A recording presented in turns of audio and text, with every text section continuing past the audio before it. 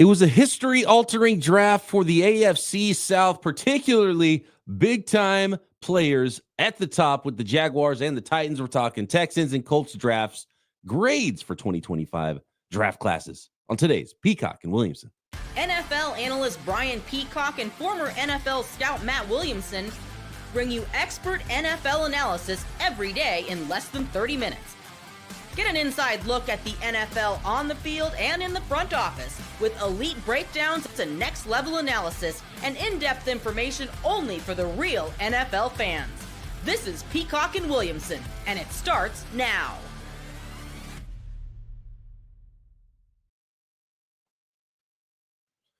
Welcome to the Peacock and Williamson NFL Show. Brian Peacock alongside Matt Williamson at BD Peacock at Williamson NFL. Thanks to everybody for making us your first listen on the Locked On Podcast Network, your team every day. Love and appreciate all the everydayers hanging out with us as we break down the 2025 NFL Draft, getting familiar with these teams and grading what we think they did right now. We'll check back in on 3 years. We're going to have to go back to the 2022 draft here in about a week or so, I think, and regrade that one and see how we think, because we know things will change. This is what we feel like these teams did as we sit here post-draft in 2025. I do want to thank everybody for making us your first listen, and make sure you're subscribed on YouTube and everywhere you get your podcast. Today's episode brought to you by Amazon Fire TV Stick 4K. Turn any TV into your Xbox. No console needed. Head to Amazon.com/Fire TV Locked On to learn more. So we're going alphabetical here, and it's the Houston Texans up first, and they're still trying to build that nest you always talking about for their quarterback. And going into year 3 now for CJ Stroud, and their first 3 picks all about the quarterback and helping him out on offense, and still trying to figure out that wide receiver room. And I think partially how the board fell really dictated what they were able to do, bringing in both Iowa State wide receivers that complimented them each other really well in college, and they're going to have to do it again in the NFL. Probably says something about their current group of wide receivers as well in Houston. Jaden Higgins, after trading out of round 1 at the top of round 2, Iowa State wide receiver at the second pick in round 2, came back with Ariante Ursery, offensive tackle out of Minnesota, big athletic player. Might not quite be a finished product yet, but starting offensive tackle talent, and you got to take those guys high. That was the 16th pick in round 2, and then came back with Higgins' teammate Jalen Knoll, who was a speedier, smaller version of the Ohio State wide receiver duo in the middle of round 3. Another third-round pick, Jalen Smith out of USC, corner, sticking with USC, so doubling up on Iowa State, doubling up on USC. Woody Marks, running back in round 4. Jalen Reed, Penn State safety, really like that pick, all the way down in round 6. Another 6th-rounder in Graham Mertz, Florida quarterback, and then Keontae Hamilton, Rutgers defensive tackle, and Luke Lachey, tight end out of Iowa in round 7. What are your thoughts? How are you grading this draft for the Houston Texans? Yeah, I think they have a really solid defense. You know, when we're going into the off season, the whole deal, really solid defense. Tank Dell's injury looks tragic. You know, I mean, like I don't know that we'll see him again ever, but definitely not this year. So I thought pretty clearly after an offense coordinator change, the goals of the offseason are revamp the offensive line as much as humanly possible in one offseason and give me a bunch of receivers. You know, they go get Christian Kirk for nothing from a division rival to start. I think he's kind of a forgotten man in this offseason too. Might he end up in Pittsburgh? I don't know. But I love adding Higgins and Knoll. Ursery's going to end up in the lineup somewhere, probably one of the tackle spots, but there's a lot of ability there. So those 3 really help complete that goal. And the rest of the draft, I think, fell to them pretty well. You know, Jalen Smith had a really good Senior Bowl combine. He's inside, outside, versatile. I don't think they needed a corner, but is it ever a bad idea to add another? You know, I mean, they got Lassiter, they got Stingley. I think he'll probably be a slot for them. And as you mentioned, his USC teammate, Woody Marks, I think he's going to be the clear 2 right off the bat, and maybe the 1 when they're done with Mixon. I don't think that's crazy. I don't think he's a superstar, but that's a nice pick. And I thought Reed in the 6 was nice too. But, I mean, 2 2s, 2 3s, 2 6s, 2 7s. I mean, that's my kind of draft. Yeah, building the depth for this team. They've got their stars on defense. They got their star quarterback, and really, they're just telling me they're trying to be done at wide receiver. After all this, it's something they've been continually trying to do. You got a really good one in Nico Collins. They added the veteran in Christian Kirk. Tank Dell is a big question mark with the injuries. They still have John Mechie kicking around there, Braxton Berrios as well, and then you bring in the two rookies to compete, and it's probably going to be tough for them to have an opportunity to carve out a role. Although Tank Dell, depending on what happens there, maybe it's easier for Noel to get on the field than it is Higgins, unless you, as you mentioned, maybe Kirk isn't there for a long time. And so that's I like it. I don't, I'm not blown away by it.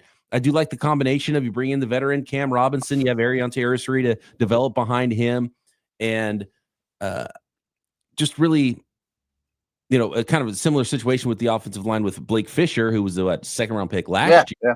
You get those developmental, super athletic tackles, and then you got Trent Brown as well. So you got guys who've been there, veterans that can play tackle, and then young players that you're hoping develop into the future at starting left tackle and right tackle for you. So I like it. Build depth, and they really need to do a lot on offense because the defense is ready to go. Yeah, it's ready to go. And I don't know if the O-line will be greatly improved or solved, but at least there's a lot of options there right now, Yeah, and the picture is, it's not just for 1 year. You're hoping 2026, 2027. You got Higgins and Collins and Noel and Ursery and Fisher, and, that's a pretty good group to roll with. I would be totally shocked if it's not a consensus opinion that C.J. Stroud's a top 8 quarterback at this time next year, Yeah, and we'll see how much more is there for him. And obviously, he was insane as a rookie, and you always project that linear growth. And as we know, development is not linear for really any position, especially quarterbacks. And so we'll see if there's another bump there for him in Houston in year 3. And that's a team I probably wouldn't want to play right now. I got to be honest. Yeah, they're trending in the right direction. Grade? Did you give me a letter grade? I'll go B plus. B plus. They never first, but they drafted 4 on day 2 and really attacked 2 needs pretty well. So I like the vision here. Man, would we have scoffed if they took either Ursery or Higgins at their original first round pick and they added a free Jalen Noel basically, and so love the trade down. You get a bump there for that. Solid B. They have a lot of future draft capital too now too. They have some picks from the Commanders, So B plus, I like it. Yeah. I think they did well. Next, we're talking Indianapolis Colts draft, and we'll kind of break this one up here, and let's start with what the Colts did at the top, which was Tyler Warren, one of the most common players mocked to them. They clearly liked him, and it's rare that ends up happening. So a pick that deep in round 1 where all the mock drafts have a player going there and that player ends up going there. And, we saw some video of Chris Ballard after the draft and it was pretty easy. They just kind of laughed and put up their arms like, well, we know who we're taking. He fell to us. So they loved him, Tyler Warren there. And then second round, they came back with JT Tuimoloau, Ohio State edge. And I'm going to get your grade on this one after the break, but I just want to break down their entire class here. Justin Wally, a corner from Minnesota. Jalen Travis, Iowa State offensive tackle in round 4. DJ Giddens, Kansas State running back in round 5. Riley Leonard, quarterback out of Notre Dame in round 6. Tim Smith, Alabama defensive tackle with their second 6th round pick, back-to-back selections there. And then Hunter Waller, who was a Wisconsin safety to finish up their draft in round 7. Really quick, what are your thoughts on just the first pick in Tyler Warren and the fit there and what that offense even is right now? Yeah, let's just stay there for a second. It bothered me that every mock in the world had a tight end go in there, namely Warren, after losing 2 offensive linemen that were starters and a defense coordinator change where you'd think you'd want to, find guys to his liking. And the reason I didn't love it is not because they were light at tight end, but they have a lot of pass catchers. I think they have a lot of receivers, Pittman, Downs, et cetera, et cetera. That being said, I don't have a problem with the pick one bit. He'll block. They're going to be a run-first team. No matter who their quarterback is, they're going to be designed quarterback runs. Taylor's going to be the engine. And Warren, I think, is a fine addition. And someone who can make some plays on right now throws and create a little offense if things aren't going swimmingly, maybe at quarterback with the downfield stuff. Maybe help the quarterbacks that are struggling. Yep. The rest of the Colts draft, breaking it down and grading it, along with the Jacksonville Jaguars and Tennessee Titans, who were big players in the 2025 NFL draft. Next. This episode of Peacock Williamson brought to you by Amazon Fire TV 4K. Do you know your Fire TV is also an Xbox? Turn any TV into your gaming and entertainment hub with Fire TV Stick 4K devices. No console required. Just grab your paired controller, subscribe or sign into Xbox Game Pass Ultimate with EA Play included, and you're ready to go. Dive into hundreds of premium titles, including EA Sports College Football 25 to Call of Duty, as easily as you stream your favorite shows. And how about those favorite shows? You ever find yourself flipping between apps and one place that just works and sometimes it doesn't work great? Well, Fire TV Stick 4K, everything is in one place, from Netflix to YouTube and beyond. So seamlessly stream all of your favorite shows. Head to Amazon.com/Fire TV Locked On to get started. Xbox Game Pass Ultimate subscription and compatible controller required. Available on select devices, including Fire TV Stick 4K, Fire TV Stick 4K Max, and Fire TV Cube. That is Amazon.com/Fire TV Locked On.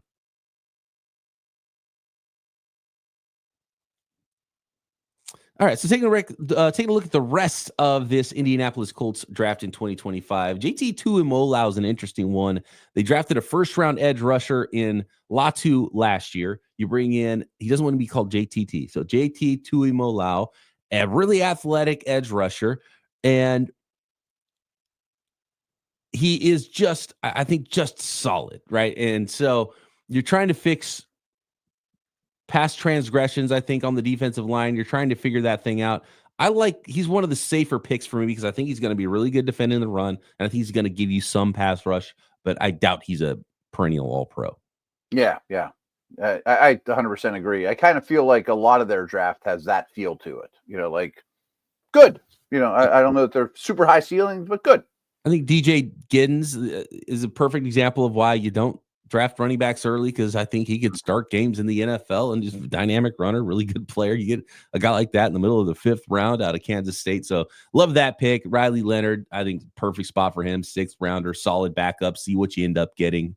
But yeah, really this football team and first round tight ends don't do it for me a lot.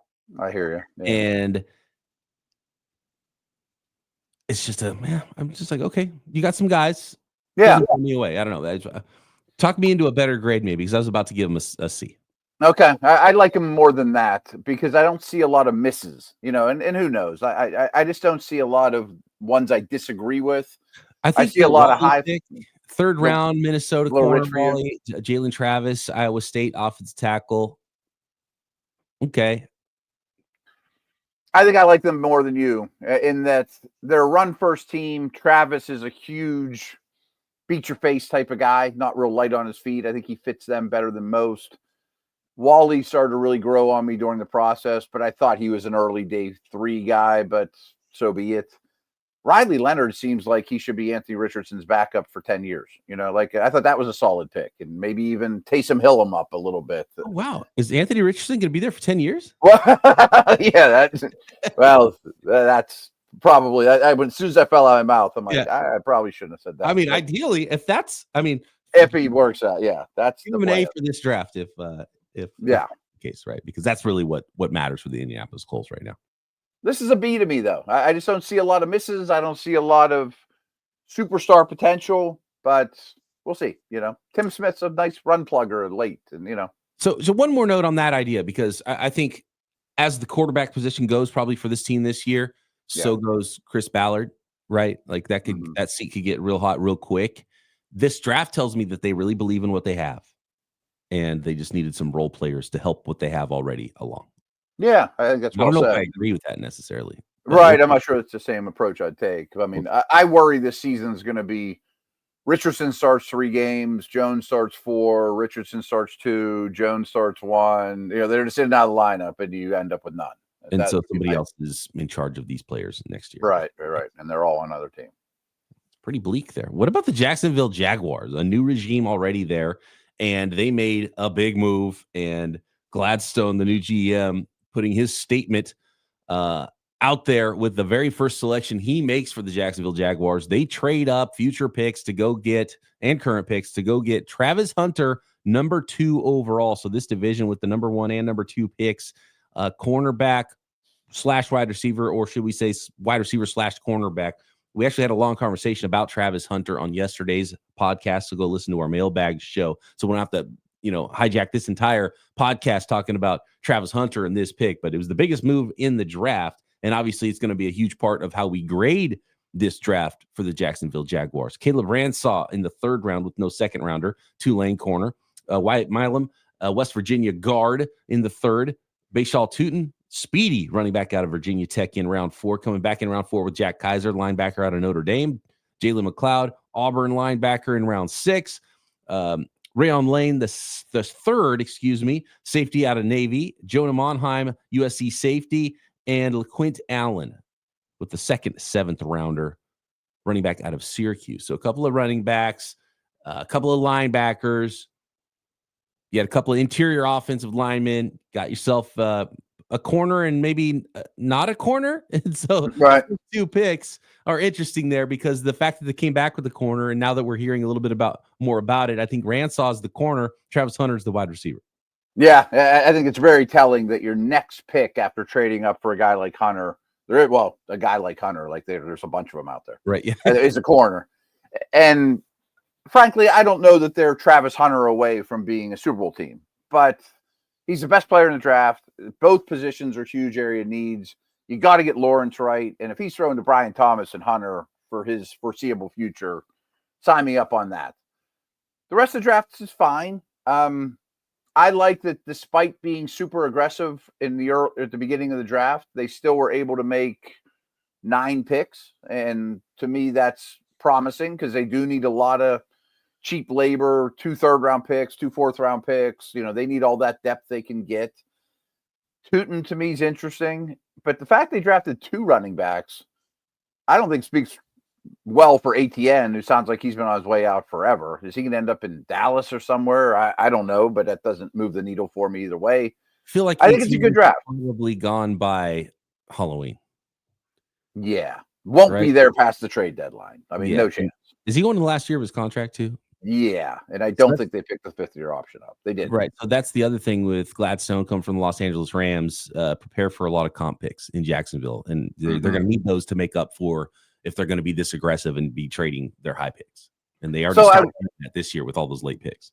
I wish I would have realized this when we did the Rams breakdown, but every year Sean McVay has been the head coach of the Rams, and we know a lot of those years they didn't have a 1st-round pick. They drafted a running back. And this team drafted 2 running backs. I mean, it's pretty crazy. You wouldn't think about that with the Rams. None of them are high, but every year McVay's been the coach, they've drafted a running back. Yeah, a lot of depth picks, a lot of late-round picks, a lot of comp, and not paying running backs after. Right. Just keep bringing them in, and we'll just use you up, rent them. And I think that's a fantastic strategy, right? The comp game and drafting running backs late, especially when you get a draft like this that gives you so many. Make a lot of picks. Really solid day 3 running backs to choose from. Yeah. So I like the strategy. I think I'm going to be fond of the GM. The Bigsby Tootin combination is kind of similar to the ATN Bigsby combination too, but I think Bigsby is going to transition into the major role, right? That makes sense. Would you think Bigsby leads the team in rushing when it's all said and done this year? This year, I would bank on it. Yeah, I would draft Bigsby over ATN probably this year, and we'll see. Maybe by the time you do your fantasy drafts by Labor Day, maybe ATN is on another team, and Travis Etienne is traded. Brian Thomas Jr. is like a budding star. Like suddenly, if Hunter's a pure wide receiver in the Hunter Thomas category, you have a ridiculous amount of talent for Trevor Lawrence. Ridiculous, right? So like that's Brian Thomas is going at the end of fantasy draft, end of 1st round of fantasy drafts right now. I mean, and I get it. One of the conversations we had yesterday about Travis Hunter was you talking about drafting him dynasty, and he's the number 2 guy after potentially, and for you, he was the number 2 guy after Ashton Genty. Target share might be rough, even if he is a full-time wide receiver and as talented as he is, because the breakout already from Brian Thomas. How many balls are going to get chucked around over there? Yeah, and I get the impression from the Tampa new head coach, Thomas is not only going to be Evans, he's going to be Godwin. Like they're talking about big slot stuff for him. I mean, Hunter might be a huge hit and be the second best receiver on his team. And by the way, Wyatt Milam, the guard from West Virginia, he was a college tackle moving inside clearly just because of his profile. He's going to be a starter in the NFL too. So he'll be a starter in the NFL. Late third round comp round range. Not quite a comp pick. He was the 25th pick in round 3 for Wyatt Milam there. And he's going to be a really good player. So I kind of like this draft. Obviously, you love the draft because of the talent in Hunter, but I have to factor in that they gave up so much to go get Hunter. So that's going to knock down the grade a little bit. It's Hunter and a whole lot of depth here. I'm going to go B+. Okay. I don't think I gave a grade for the Colts. I'm going to go B- on the Colts. I'm doing a B here. I had a B+ for the Texans. Yes. I'm going to go C+ Colts. What I say, B+ here? That's future first, man. And there's still I know, we got to factor that in. And it's going to be fun watching where Hunter is lining up and trying to see how this goes. And so I'm going to tune into the Jacksonville Jaguars a lot more, but they gave up a lot to get him. And that you can't give them an A, probably just a solid B then. And we'll see. And if you look back and Travis Hunter is everything they hope he is, then you're probably looking back at this class and thinking they got a couple of starters, they got a lot of depth, and they got a superstar, and maybe an A draft. Right now, I can't quite go there because of how much they gave up. Yeah, I mean, if it's a 7th pick in the draft next year, this isn't going to look quite so great. And next, the Tennessee Titans. Matt, I think we have not talked enough about the Titans just because there's no intrigue in the pick, because we already knew who the pick was going to be before the draft. But we got to give the Titans their flowers. Cam Ward is flowers for being the number 1 pick in the NFL draft. And what do they do in the rest of their draft? A whole bunch of 4th round picks, and some of them I really like for the Tennessee Titans. Next. This episode of Peacock and Williamson is presented by LinkedIn and LinkedIn Jobs. As a small business owner, your work doesn't end when the clock hits 5. Your business is always on your mind, which means when it's time to hire, you need a partner that works just as hard as you do. That's where LinkedIn Jobs comes in. When you clock out, LinkedIn clocks in. LinkedIn makes it easy to post your job for free. Share it with your network, get qualified candidates all in one place. And LinkedIn knows that as a small business operator, you are wearing so many hats, so they make it easy for you. LinkedIn has new features, help you write job descriptions, get it out quickly in front of the right people with deep candidate insights. And here's a pro tip: add the hashtag hiring frame to your profile picture to double your reach to qualified candidates. No wonder 72% of small businesses say LinkedIn helps them find high-quality hires. So post your job for free at linkedin.com/LockedOnNFL. That's linkedin.com/LockedOnNFL to post your job for free. Terms and conditions apply.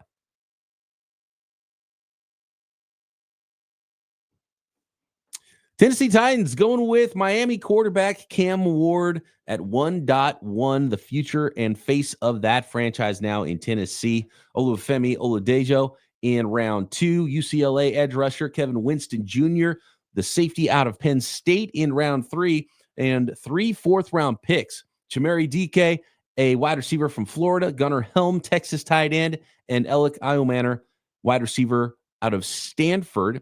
Round 5, Jackson Slater, Sacramento State, small school, offensive lineman, center guard. Really like that player. I think he might potentially be a starter in the NFL. Small school guy here locally in Northern California. Marcus Harris, Cal corner, and then Kalel Mullings, who was a running back out of Michigan, to finish up their draft in round 6. Obviously, this all is going to hinge on what we think about Cam Ward when we regrade the 2025 draft in 3 years. But we haven't talked enough about Cam Ward. So talk to me about Cam Ward. What are the Titans getting in Cam Ward ultimately? What do you think he's going to be in the NFL? First off, you beat me to the punch on Jackson Slater. I mean, it looks like their O-line is complete, but let's not forget who the O-line coach is. Daddy did a lot of good work with offensive linemen. A raw player like Jackson Slater might turn into a real hit in the 5th round. But we got to focus on Ward because, like I just did 1 second ago, someone's always on the tip of your tongue other than Ward. You know, I mean, like, it's not fair. And I believe, everyone's like, he's his first pick in the draft. He's a quarterback. This quarterback class isn't very good.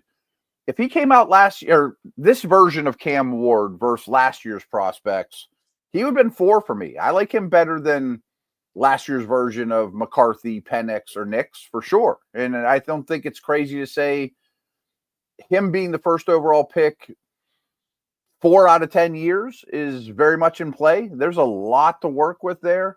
I think it's going to be a bumpy road in 2024. I can't imagine it being Jaden Daniels, CJ Stroud, smooth sailing for him, but that's the pick I would have made. I think that there's a ton of potential there, and it could really change the organization. It was a pick you had to make. You had no Yeah, choice. yeah. And, it's funny because, and I didn't really hear anybody say that he would have been in the top 3 quarterbacks when you're just comparing last year's quarterback class and this year's quarterback class. But it was funny because when the whole process started, it was like, oh, well, none of these quarterbacks will even be in the top 6 of those quarterbacks. And then it's like, oh, none would be in the top 5. And it's like, oh, maybe they would be in the top 4. So he's kind of, he became a very clean prospect. It was like, there was a lot of mock drafts not that long ago that had Shedeur Sanders at number 1. And then you keep going through the process and watching the tape, watching the players. And it just became more and more clear. It was like Cam Ward's actually really clean and super talented, and is actually one of the easier number 1 picks I think we've seen, even with some really talented blue chip guys that they could have chosen from and not gone quarterback at the top. Yeah, 100%. I mean, again, the more you learned about him, the more you thought, yeah, this is him and Shedeur aren't close. And that's not a rip on Shedeur, but it's funny how the draft process starts. That 2 big time quarterbacks and then everybody else. I'm like, well, those 2 aren't similar at all. Solid sleepers and contributors all the way down to Mullings, the running back out of Michigan, who was banged up a little bit. And I think he's going to be a contributor. Jackson Slater, we mentioned, is going to be a good backup that potentially even could start. Alec Iomanner will block the heck out of you. You can I love that and make plays, and you get him all the way. I didn't think I thought people were talking about him in the top 50 picks. I thought that was a little high, but man, getting him at the end of round 4 is kind of crazy. I didn't expect him to fall that far. And then you get a very different guy in DK out of Florida as well at the beginning of round 4. So doubling up and hoping you hit on one of those wide receivers. Gunnar Helm is going to be a contributor as a backup tight end in the NFL. And then Winston out of Penn State is maybe my favorite pick because I think he's going to be a starting safety in the NFL. Femi Oladejo is really athletic and a high character guy. He needs to develop pass rush moves. So I don't think he's going to be necessarily that guy right now, but he can already set the edge. And as a former linebacker, he's really strong and big and already in the 260s. He's not one of those 240-pound ex-linebackers. So there's something there. He really needs to develop pass rush technique. So we'll see how that goes for him, but he could be something off the edge as well. So they got contributors, they got depth, they got starters, and they got potentially a star quarterback. So like what they're doing here, I'll give him a B+. I agree. And again, I never know how to grade teams of the first overall pick. Like taking LeBron isn't hard, and I'm not saying Cam Ward's, LeBron, but it doesn't take a lot of skill to take the best player. But I think Winston might end up being the best safety in this draft. I really do. And I wish that Ward had more to throw to, but it's DK, right? Yeah, it's DK and Iomanner, the 2 names I don't say very well. They're not. Nobody says them right, and we'll get them right one of these days. I'm sure I screwed it up. Yeah. I think I'm different both times I talked about them. So I think they're very different, and they were 2 of the guys I thought were sleeper types. I thought Iomanner would go in day 2, and I thought DK, I'm still not quite right on him, was going to be a real value, and I was a little wrong on that, but they're really different, and I like where they're at on that. I don't quite see it in Gunnar Helm, but all right, I mean, again, if he's a backup tight end for his career, fine, Well, are you going to throw a bunch of wide receivers out there? Or are you going to put tight ends on the field? You might want to go 2 tights, protect your young quarterback, run the ball a lot. They overspent probably on Dan Moore, but they needed to protect their future investment.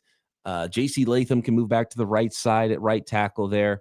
Zeitler, you got Skoronski, who was their first-round pick a few years ago. You got Corey Levin. Real line now. Jackson Slater. You got Josh Wiley at tight end as well from last year. And you definitely can't lean on Treylon Burks. You brought in Tyler Lockett, like the wide receiver group, Van Jefferson, Calvin Ridley.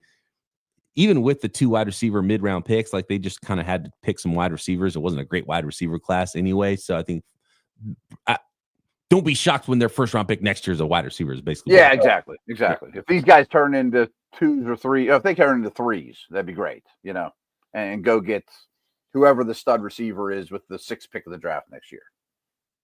It's going to be a little bit of a long road. I still will be, this right. team and Cam Ward, so they might be drafting high next year once again. But maybe you get the that Robin to go with Cam Ward's Batman in next year's draft on offense too. Yep, solid.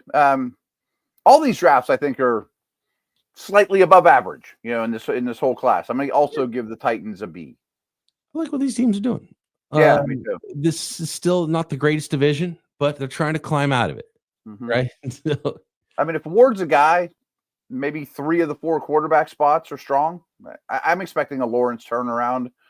I don't know if I'm as ambitious about the Colts quarterback situation. Certainly the lowest floor, but still a ceiling with the Colts. I'm not ready to dig a grave for Richardson. Man, it's already year 3 for Richardson. I know. He's been injured a lot. I think he's only thrown like 400 NFL passes. It feels like C.J. Stroud has been in the league 3 years longer than Anthony Richardson. Yeah, it does. He's played meaningful in a game for sure, but all right, that's the AFC South. Let us know what you think at BD Peacock at Williamson NFL. Give us a follow, a subscription, hit the thumbs up, the notification bell on YouTube and anywhere you get your podcast. And Matt and I back Monday right here. Finish up. We got 2 more divisions, the West and the East and the AFC, and we'll be done with our draft grades. And then we'll go back to 2022 and remind ourselves what those teams did and grade those drafts, since it, as we know, it takes 3 years to truly, truly grade a draft. Right here, Peacock and Williamson.